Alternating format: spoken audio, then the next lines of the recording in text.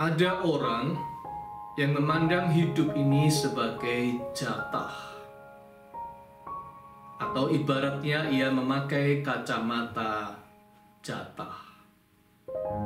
Orang ini akan berkata kalau kebaikan datang padanya, dia menganggap itu sudah sepantasnya, itu jatahnya, karena dia memang baik, dia memang berprestasi, dan seterusnya.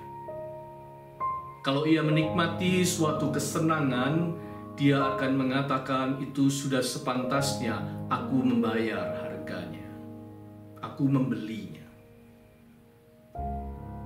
Kalau kehidupan ini berpihak kepadanya, keberuntungan ada pada usahanya, ia terpilih dalam suatu seleksi, atau ia menang dalam suatu pertandingan atau perlombaan, dia menganggap bahwa itu sudah sepantasnya. Itu adalah buah kerja kerasnya, itu adalah upah dari keistimewaannya. Tetapi, benarkah hidup ini selalu berjalan demikian? Apakah kalau seseorang itu berbuat baik dan dia baik, dia pasti akan menerima balas kebaikan sebagai upahnya? Apakah kalau seseorang itu bisa menikmati kesenangan itu karena dia sudah membelinya atau membayar harganya? Ada orang berkata, engkau bisa membeli ranjang yang empuk, tapi kau tak bisa membeli tidur yang nyenyak. Engkau bisa membeli pengobatan yang paling mahal di dunia, tetapi engkau tidak bisa membeli kesehatan. Engkau bisa membeli rumah yang megah dan mewah, tetapi engkau tidak bisa membeli rasa kerasan tinggal di rumah. Tidak semua hal terbeli dalam kehidupan ini. Tidak selalu kita bisa membeli dari kehidupan ini, kecuali kehidupan ini memberi kepada kita. Tidak selalu orang yang bekerja keras itulah yang akan mendapatkan keuntungan besar.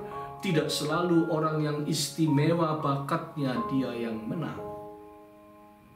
Ada terlalu banyak faktor yang menentukan yang tidak kita duga. Oleh karena itu, terus terang kacamata jatah itu bermasalah dan memenjara atau membelenggu kita. Kalau kita mendapatkan sesuatu yang kita mau, kita akan berkata ini sudah pantasnya, ini memang jatah saya. Tapi kalau kita tidak mendapatkannya, kita akan marah, sakit hati, kecewa. Bahkan kalau kita melihat orang lain yang mendapatkannya, kita akan iri hati dan cemburu. Kita dibelenggu oleh penjara kesombongan. Kalau kita merasa kita mendapat, kita tepuk dada. Kalau kita tidak mendapat, amarah dalam hati membara. Apakah kehidupan yang seperti ini enak? Rasa syukur tidak akan ada di hati kita. Kita akan menjadi tidak bahagia. Oleh karena itu ada alternatif kacamata yang kedua dalam melihat hidup ini. Seorang perempuan Kanaan di Injil Matius mencelikkan mata kita. Ketika permintaannya tidak dikabulkan oleh Tuhan Yesus, dia berkilah dengan cerdas dan dengan rendah hati. Oke, Kalau keselamatan dan berkat itu untuk orang Yahudi, itu jatahnya orang Yahudi dulu, baik, saya terima. Tetapi ibarat orang Yahudi itu anak-anak yang menerima jatah makan di meja makan, saya ini menantikan di bawah meja makan remah-remah yang jatuh, sisa-sisa yang jatuh. Bahkan dia memposisikan diri sebagai anjing yang menantikan remah-remah jatuh dari meja tuannya. Berarti ada dua hal. Pertama, dia percaya kepada Allah sebagai yang maha kaya. Begitu kaya, sehingga kalau orang Yahudi menerima jatah dari Allah Maha Kaya ini, selalu masih ada sisanya, karena Allah itu Maha Kaya.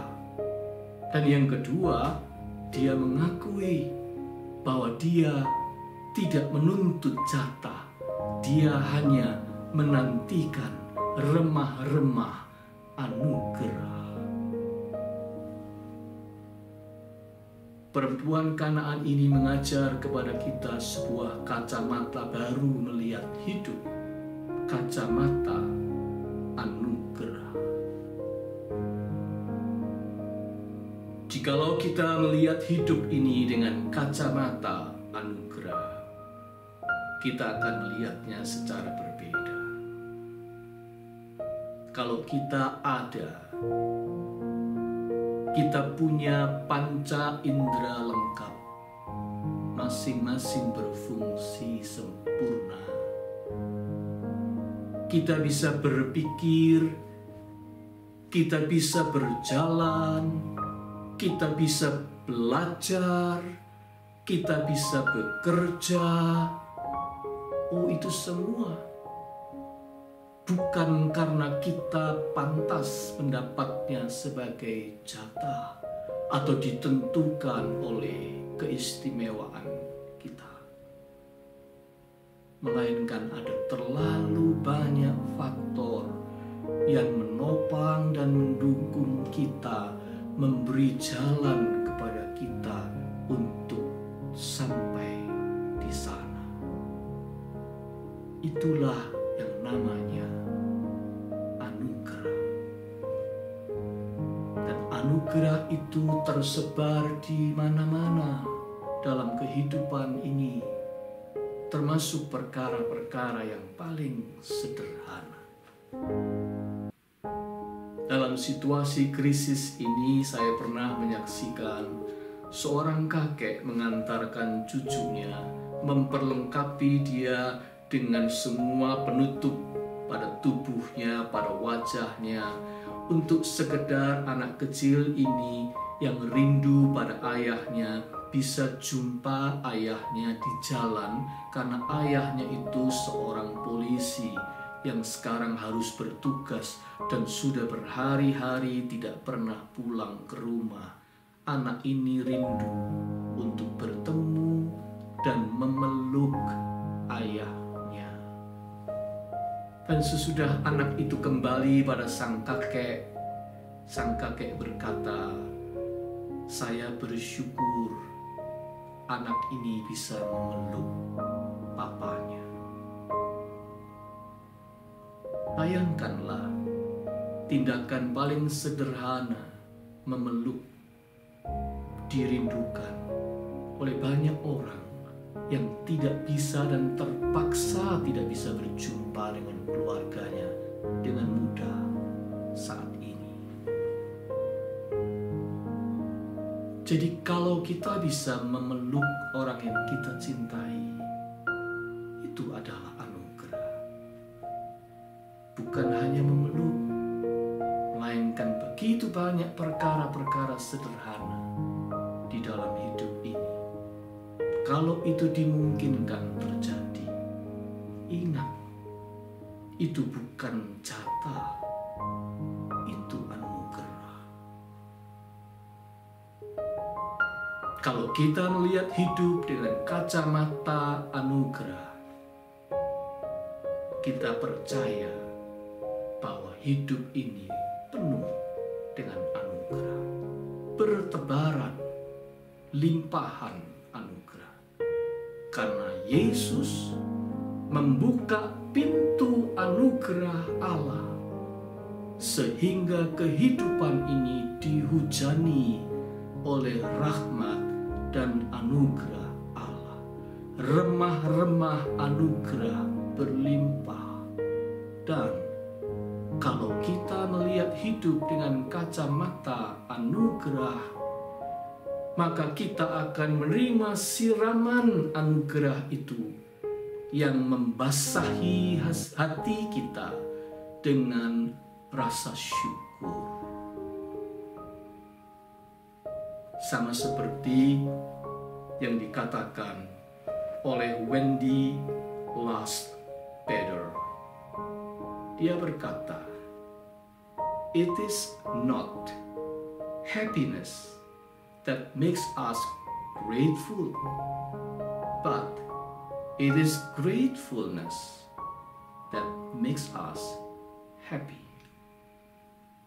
Bukanlah kebahagiaan yang membuat kita bersyukur, tetapi rasa syukur itulah yang membuat kita bahagia. Jadi, kacamata apa yang Anda sedang pakai? Apabila kita berada di dalam gua, kita hanya akan melihat kegelapan di sekeliling dan mendengar gaung desah suara kita sendiri.